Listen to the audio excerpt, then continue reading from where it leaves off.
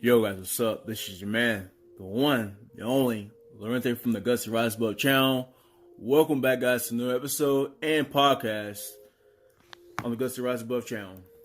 So in today's podcast, I'm going to be talking to you guys about why you should do manual labor to increase your faculties of strength or things that replicate that type of work. Because when the average person hears the word manual labor, they might think that they're above that kind of work.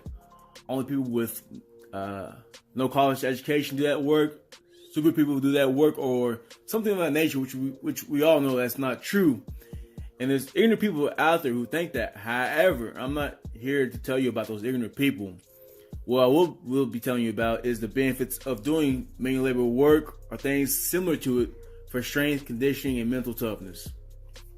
When you think of a manual labor worker, you probably picture somebody who's maybe skinny, lean, muscular, or has foreign boy strength. However, they all come in a variety of sizes. Nonetheless, they all possess a certain type of strength that's not replicable in the gym.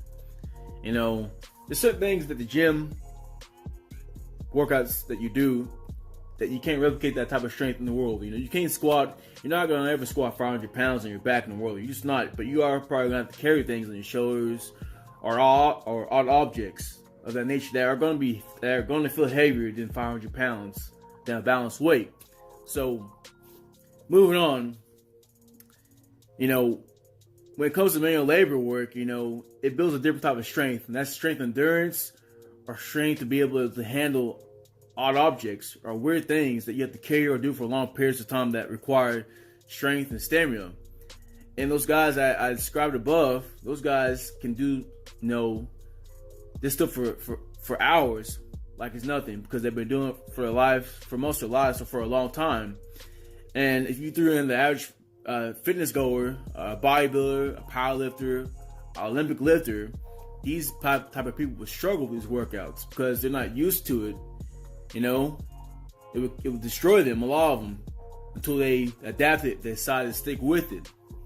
And I'm not knocking those people who do this type of workouts, because I do these workouts, but you know, they develop a different faculty of strength that's not always replicable to be able to do out in the real world or outside, you know, or with odd objects. So these guys, you know, they defy the odds, they defy the rules of fitness, because they do this stuff 4 to 7 days a week. You know, they're not counting calories, nutrition, they're not doing a periodized workout plan. These guys are just getting stronger, and a lot of them have crappy diets. They eat like shit. Some of them are overweight or just on the verge of being obese, but they're strong and they're conditionally fit for doing things that require endurance and strength for long periods of time, you know. And, you know, manual labor jobs, they constantly have you moving, lifting, pulling, and carrying things on the go constantly, you know.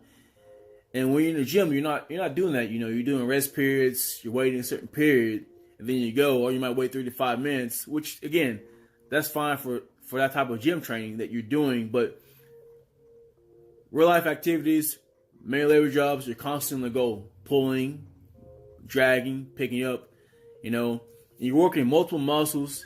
You know, not only are you being taxed anaerobically, but you're being taxed aerobically too while doing this type of work.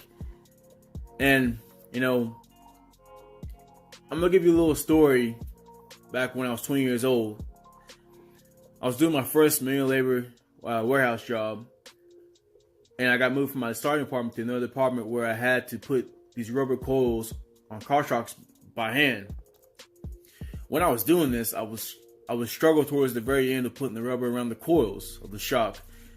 And I was working with an older man, probably in his early 40s at the time, and he chuckled as I struggled. He said like this: "It's funny of how you youngsters think gym strength translates over to manual labor." And then he told me to give it to him. He put it on so easily. And I appreciate his help, but I was slightly embarrassed and angry that this overweight black man was able to do it, who doesn't even go to the gym to lift weights or hasn't worked out in years.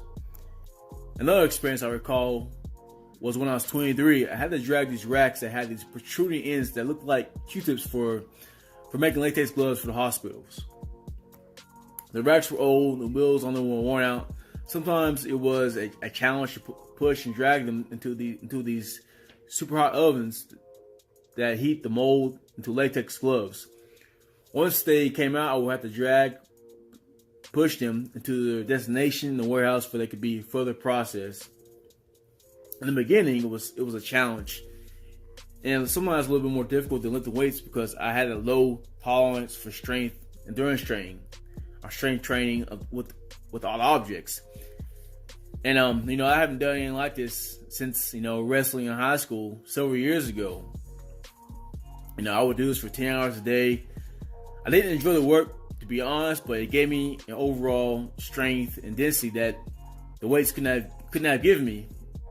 And well, they could have given me that type of strength and density, but it would have took longer than if I wasn't doing a manual labor job. And the results from doing this work, it improved my major compound lifts, my isolation lifts. They all went up in weight. My grip was stronger. My back, my chest, my legs were stronger from the constant on-the-go work.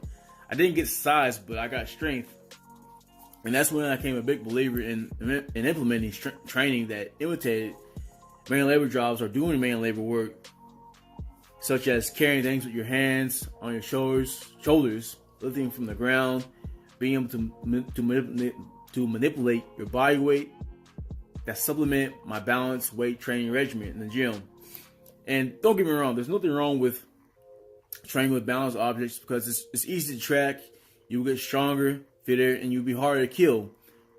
And when it comes to working out, we all have different goals of what we're aiming for. However, if you want to be more than just looking good, aesthetics, being sexy, and being strong only in a few lifts or only in a few faculties of strength, you need to incorporate other dimensions of strength training, whether that's indoors, outdoors, or anything that mimics physical manual labor jobs, and that works your muscles in that manner that you will need for survival, for having to defend yourself, to make yourself the overall deadly package, or just being prepared for situations that draw upon different faculties of strength that the gym cannot produce.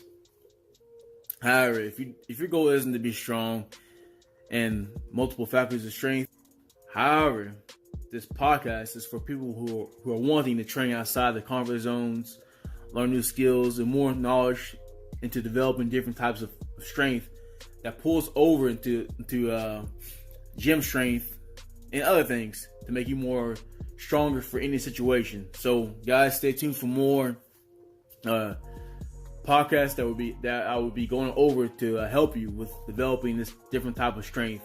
Okay, and then also you can watch videos on my YouTube channel of me doing workouts outside, such as me picking up rocks, carrying rocks, swinging a sledgehammer, or anything of that nature that replicates manual labor training. But that's it, guys.